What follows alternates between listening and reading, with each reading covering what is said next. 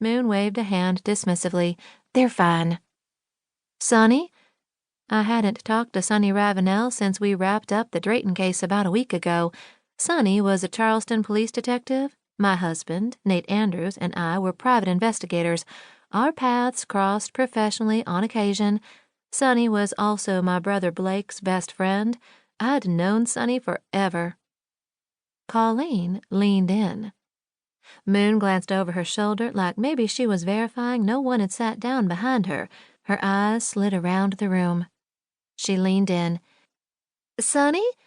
She said casually. Oh, he's fine. I scrunched my face at her. Something was off.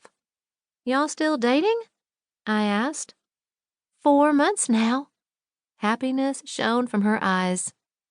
Sonny and Moon, said Colleen like she was about to follow it up with sitting in a tree. This might stick after all. That's like totally awesome. Of course, no one but me could hear her. She was in ghost mode, her default setting. Colleen, like me, was a teenager in the 90s.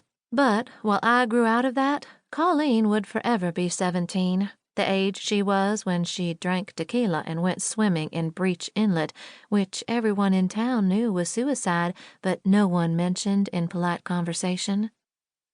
I was thinking how 4 months was a record for both Sonny and Moon. I smiled back at her. Y'all sure seem to make each other happy. She kept smiling, tucked a non-existent stray lock of hair behind her ear. Then she glanced around again. Spit it out already, said Colleen. I waited for Moon to speak her piece. She called this meeting. It's just... She licked her lips, took a breath. Her shoulders rose and fell. Moon tilted her head. You know how when you really know someone, you can read between the lines? Sure, I said. I'm almost positive Sonny intended for me to tell you this, but he'd never ever admit that. I've got to figure out a way to tell you without telling you. Tell me what exactly? Well, you know about Trina Lynn Causby, of course. Moon shook her head. Just heartbreaking. Did Sonny catch that case? Trina Lynn Causby was Troy Causby's oldest sister. My sister Mary had an unfortunate lapse in judgment and dated Troy Causby for a while, but that was a whole nother story. Moon nodded. Mm-hmm. Him and his new partner. Sonny has a new partner? I caught myself furrowing my brow and responded instantly to Mama's voice in my head admonishing me about wrinkles. I smoothed the skin between my eyebrows. Didn't I mention that? Colleen's eyes glinted mischievously. Detective Jenkins, said Moon. I pondered that. I'd met Detective Jeremy Jenkins a time or two. He was a decent enough guy.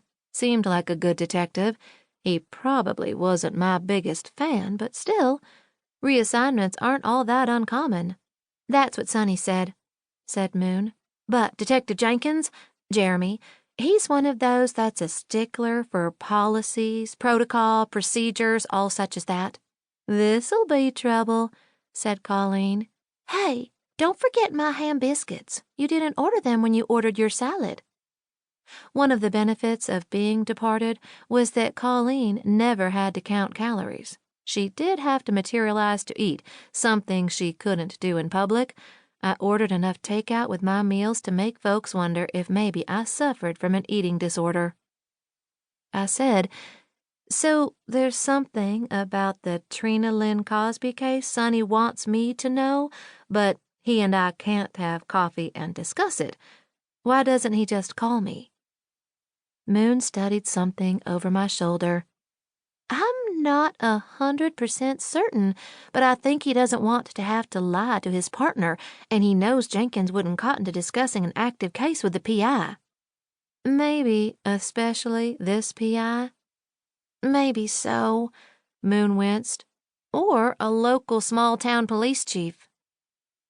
Sonny couldn't get Blake to tell me, so Moon Unit was up. My brother was the Stella Maris chief of police. Something seriously unusual was going on.